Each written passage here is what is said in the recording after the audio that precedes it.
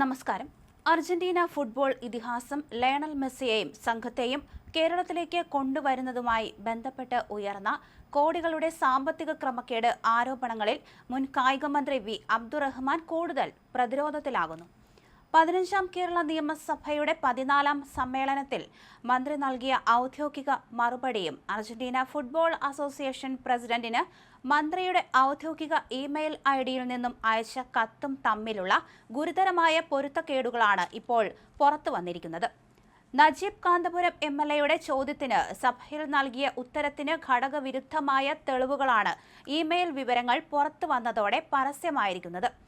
2025 September 18 നിയമസഭയിൽ നക്ഷത്ര ചിഹ്നമില്ലാത്ത ചോദ്യ നമ്പർ 1221 രേഖാമൂലം നൽകിയ മറുപടിയിൽ സംസ്ഥാന സർക്കാരും അർജന്റീന ഫുട്ബോൾ അസോസിയേഷനും തമ്മിൽ യാതൊരുവിധ ധാരണാപത്രവും ഒപ്പുവച്ചിട്ടില്ലെന്നാണ് മന്ത്രി വ്യക്തമാക്കിയത്. റിപ്പോർട്ടർ ബ്രോഡ്കാസ്റ്റിംഗ് കമ്പനി പ്രൈവറ്റ് ലിമിറ്റഡിനെ സ്പോൺസറായി ചുമതലപ്പെടുത്തി ഉത്തരവിറക്കിയതും അതുപോലെ തന്നെ സംഘടനാ ചുമതലയ്ക്കായി സ്പോർട്സ് കേരള ഫൗണ്ടേഷനെ സ്പെഷ്യൽ പർപ്പസ് വെഹിക്കിളായി നിയോഗിച്ചതായും മന്ത്രി സഭയെ അറിയിച്ചിരുന്നു. എന്നാൽ 2025 ഒക്ടോബർ 18 കായിക മന്ത്രിയുടെ ഔദ്യോഗിക ഇമെയിൽ വിലാസത്തിൽ നിന്നും AFA പ്രസിഡന്റിന് അയച്ച കത്തിൽ നേരെ തിരിച്ചുള്ള കാര്യങ്ങളാണ് ചൂണ്ടിക്കാണിക്കുന്നത്. മത്സരത്തിൽ നിന്ന് ഏകപക്ഷീയമായി പിന്മാറാനുള്ള AFA നീക്കത്തിൽ പ്രതിഷേധമറിയിച്ച മന്ത്രി കേരള സർക്കാർ പൂർണ്ണമായും പാലിച്ച കരാർ ബാധ്യതകളെയും രേഖാമൂലമുള്ള ഉറപ്പുകളെയും അവഗണിക്കുന്നത് നീതിയുക്തമല്ലെന്ന് കത്തിൽ വ്യക്തമാക്കുന്നുണ്ട്.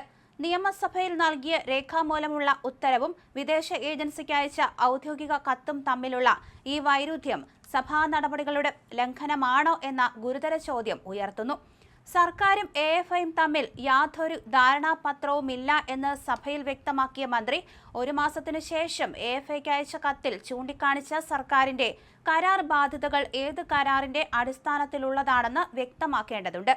റിപ്പോർട്ടർ ബ്രോഡ്കാസ്റ്റിംഗ് കമ്പനി, കായിക വകുപ്പ്, AFA എന്നിവർ ചേർന്ന് 3 കക്ഷികൾ ഉൾപ്പെട്ട ഏതെങ്കിലും രഹസ്യ കരാറിൽ ഒപ്പുവച്ചിരുന്നോ എന്ന സംശയവും ഇതോടെ ബലപ്പെടുകയാണ്. സംസ്ഥാന സർക്കാരിന് ഭീമമായ സാമ്പത്തിക നിയമ ബാധ്യതകൾ വരുത്തിവെക്കാവുന്ന രീതിയിൽ വ്യവസ്ഥകളിൽ ഒപ്പുവച്ചിട്ടും ധാരണാപത്രം ഒന്നുമില്ല എന്ന് സഭയെ അറിയിച്ചത് നിയമസഭയെ തെറ്റിദ്ധരിപ്പിക്കുന്നതിന് തുല്യമാണ്.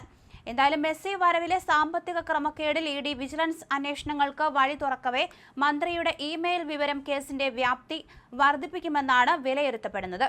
എന്തായാലും അർജന്റീന ഫുട്ബോൾ ടീമിന്റെ കേരള സന്ദർശനവുമായി ബന്ധപ്പെട്ട് കായിക വകുപ്പിലും റിപ്പോർട്ടർ ബ്രോഡ്കാസ്റ്റിംഗ് കമ്പനിയിലും നടന്നത് വലിയ തട്ടിപ്പും ക്രമക്കേടുകളുമാണെന്ന് കായിക വകുപ്പ് സ്പെഷ്യൽ സെക്രട്ടറി N പ്രശാന്തിന്റെ റിപ്പോർട്ടും പുറത്തുവന്നു. അന്നത്തെ കായിക വകുപ്പ് മന്ത്രിയായിരുന്ന വി അബ്ദുറഹ്മാനും സംഘവും സ്പെയിനിലെ മാഡ്രിഡിലേക്ക് നടത്തിയ ഔദ്യോഗിക വിദേശ യാത്രയ്ക്ക് പിന്നിൽ വ്യക്തമായ തെളിവുകളോ ക്ഷണപത്രങ്ങളോ ഫയലിൽ ഇല്ലെന്നാണ് റിപ്പോർട്ടിൽ വ്യക്തമാക്കുന്നത്.